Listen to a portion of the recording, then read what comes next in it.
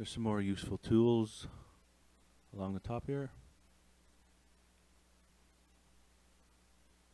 If we click on this gear, you have options to turn off the hotspots or turn them on.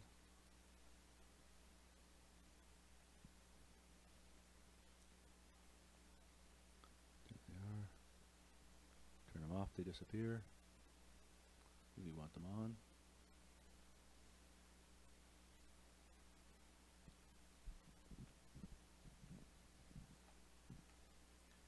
You can remove the hexes if they're causing problems. Turn them back on. Taking a while. Okay.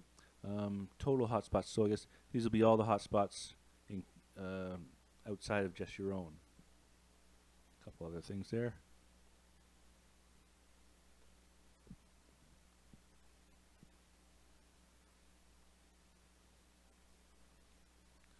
The scale along the right, basically the less negative a number, the better, the stronger your signal is. Now, I don't know how often you're going to run into other software. I mean, like I said, our Hotspot RF is going to be our primary tool.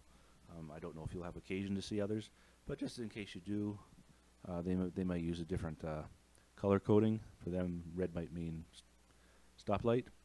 But for us here, going from the blue up through the yellows and to the red is the best signal. You're getting hotter as you go up. And we want to be situated somewhere in this range, you know, minus 40, minus 30. We'll see how strong those signals are. Again, for the terrain, I've just put the half-story houses of a suburban area. Here we've got bigger trees. We'll run the program in any case and see what happens. So whereas the helium just plotted the physical location of the other miners, this will provide a mapping of the radio waves, the radio coverage. And we just come over and click on the simulate location.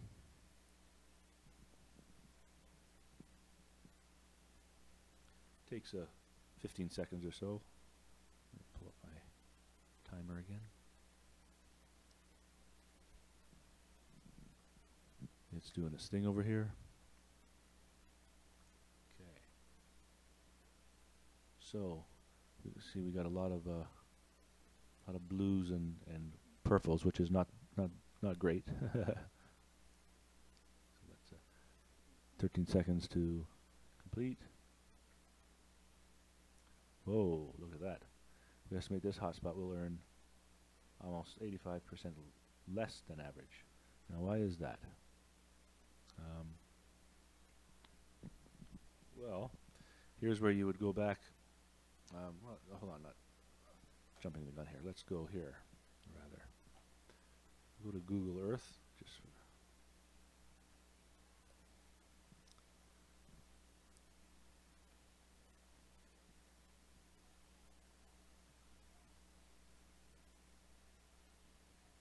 So we can see there's houses along here and how big they are. So this is a fairly expansive building. It's not enormous, but fairly big. It's going to offer a lot of opportunities for different placements. And here's where you'll probably need to plot a few different ones. But probably the most simple and most effective thing to do off the bat, rather than thinking of where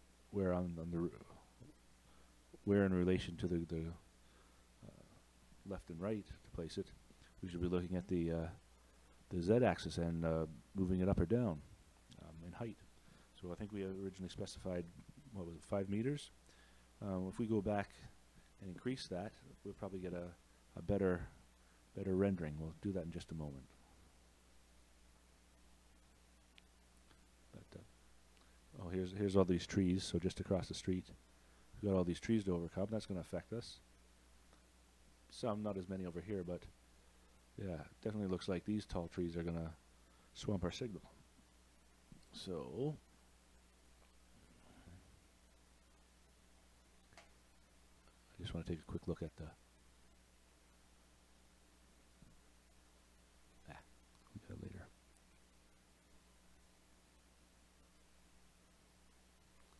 bounce around. Okay, so let's go back.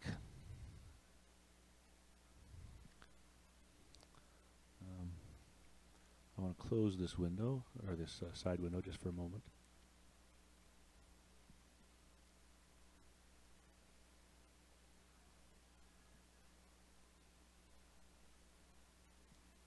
Now, eventually, here an important aspect I hadn't remembered was that eventually this hotspot RF tool will allow us to place 2 miners at a time, or multiples rather. But here we're just measuring the coverage that we get when we deploy 1, and that's and especially in a rural area, in a farmer's field, where there's nothing else around. That's not going to do us a lot of good. So it'll be really great when they launch that improvement, which will allow us to plot multiple hotspots and see how the radio coverage interacts with those. I'm not sure why it's blurry like that, but actually, maybe I do. Let's go back to all the views. Neon coverage, rainbow coverage. Let's just click that off and see what happens.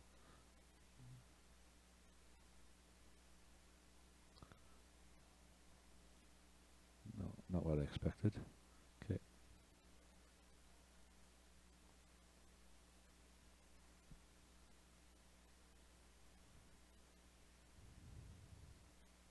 No. Okay. We'll figure that out. In any case,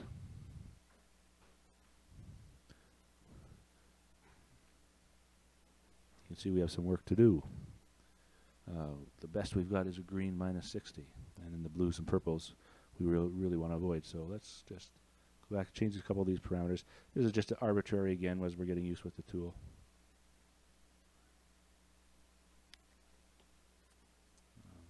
We'll retain the. We don't want to change too many parameters at once, because then you won't know what caused the effect most significantly. So let's leave our antenna gain and change just the height. Oh, before I do, I should have copied down, but I remember it was approximately 85% less than average. So let's we'll bump this up to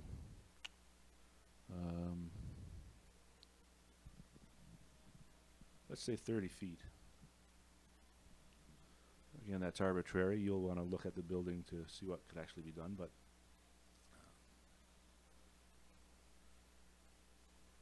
I'll run a simulation.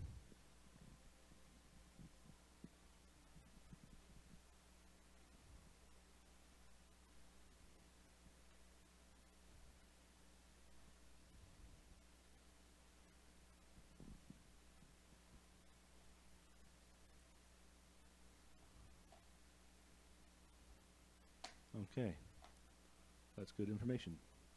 Just with that one, I mean, we're still not where we want to be, but we can see we're only 11% below average now, whereas before we were. And if average is $500 a month, hey, I'll take 450. Nonetheless, we want to really push and get the best we can do. So I would run another couple simulations and figure that out.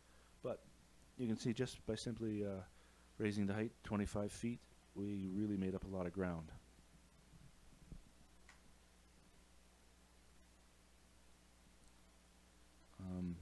I don't know if Trevor will have to relay to us whether the plan is for you to do some plotting first before he goes to site, to give him something that leads to go on, or whether he's going to go to site first and get some pictures, and then you can do your bit.